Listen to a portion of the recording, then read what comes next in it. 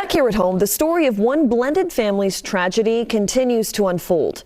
Alex Renteria, convicted of manslaughter for killing his stepfather, Christopher Brian Harris.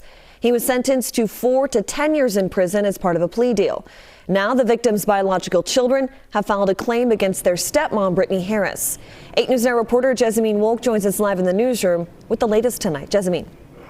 Sasha, it's never easy to cover a family divided by tragedy. I was in the courtroom the day Alex Renteria was sentenced, and I saw firsthand just how emotional both sides of the family were. And now things have taken another difficult turn. Brian Harris's biological kids are accusing their stepmom, Brittany Harris, of wrongful death and civil conspiracy in their father's death, claiming she played a role in what happened. We were best friends. Just like any other family, we had issues. We had a hard time blending families, but we worked through it. Brittany Harris growing emotional, describing what she calls the most painful year of her life. Losing the man she loved while also watching her son go to prison for his death. But her battles aren't over yet. This time, the conflict involves her stepchildren. They say that Brittany acted in concert with her son to ensure that her husband was killed so that she could then get the money. The latest dispute comes down to inheritance.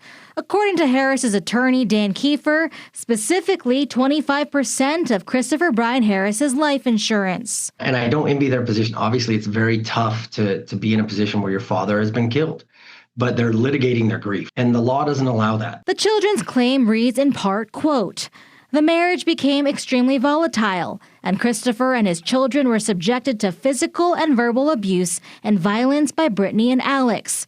But Brittany says the allegations do not reflect the truth. Those children, I have been in their lives since they were 8, 10, and 14. So I know they know I'm not capable of doing that. Brittany tells me her deepest wish is simply for life to feel normal again and to recover the rest of her things from the home they once shared. You know, obviously there's no victory here if I, win or lose or, it's just I need to be able to live my life and continue my life.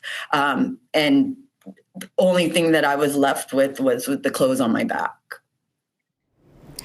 Now, Brittany claims since her husband's death, her stepchildren have changed the locks on her house, changed the mail key, and even placed some of her belongings outside of the home. I did reach out to the attorney representing Harris's children for comment, and I'm still awaiting a response. Reporting live in the newsroom, Jessamine Wolk, 8 News Now. Sasha, back to you. Jessamine, thank you. Now, regarding that inheritance, the children argue Brittany has no rights to that particular money, saying she was not listed as a death beneficiary on the insurance policy. Brittany Harris says she does have a claim, citing a premarital agreement with her husband.